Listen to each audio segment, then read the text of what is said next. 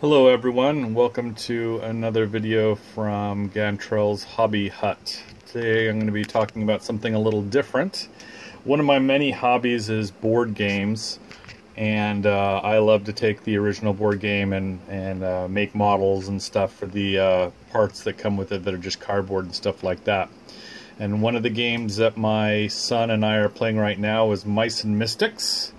It's a role-playing game from Plaid Hat Games. It's an awesome game, especially if you like role-playing games like D&D. This is a great way to get young people into a role-playing type game. But this one is a simple game where you play mice on a quest to rid the kingdom of bad rats and centipedes and stuff like that. And it comes with a whole host of stuff that I have built and changed and otherwise made cooler as far as I'm concerned. And I'll run you through some of the stuff that I have done. So one of the first things that I did was the cheese tokens. This is what comes with the game. It's cardboard and it's functional and it works well. And you have these little cheese wedges and you put them on a clock on the board, and once it fills up you do something called a surge and things like that. But I wanted something a little better, so I made some cheese pieces out of polymer clay. It turned out okay. They've been out, we've used these the most of anything, so the paint has taken a little toll, but I think those turned out pretty cool. I made like 20 or 30 of them. They also serve as currency in the game as well. Moving on, there are some traps in the game that are, appropriately enough, mouse traps. Here's what it looks like originally, and here's what I made. Nice, cool looking 3D pieces out of some Hearst Arts molds and paper clips and polymer clay. Came out really well. I really like those. A couple of the other pieces, and one of the points you can invoke a cheddar golem, one of the spells that the mage can use. So I, of course, made my own. He turned out okay. I could probably do a better job if I rebuilt it, but I like the way it turned out. I chose not to have a tail, but other than that, it's pretty cool. It works well to have it on the board when he pops up, so that's kind of cool. Another one of the things that you can get as a party item is fish hooks and thread. This helps you jump out of water and stuff like that and move across immovable terrain. So here's mine.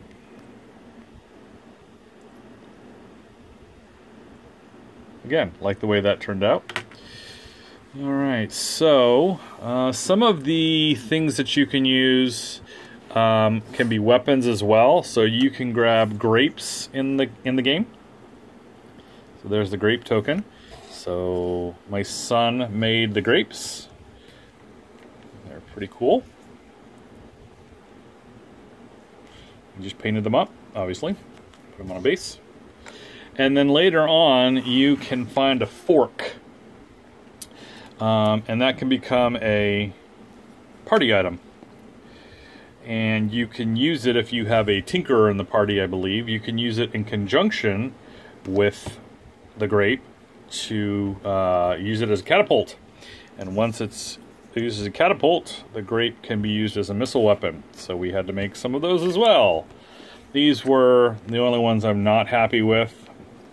The actual mold is fine. My son did the mold, so that's kind of cool. But I'm not happy with the way the paint job turned out. But that's okay. It does the job. And then the rest of what I've done are pretty much like notations, or you can get Ms. Maggie's favor, and she's notated by this little pie. So I made a pie.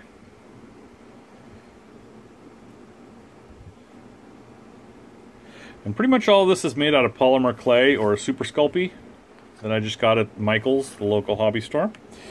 One of the bad guys, his name is Brody. He's a cat, And you being mice, he's a cat. That's not good. I can't seem to find his card, but he's represented by another one of those tokens that has a cat's paw on it, so I built a cat's paw. You can also get a crown that signifies an achievement. So I made a crown, again, out of polymer clay. And then the last several, one of the things you can get is called Vanestra's Brush.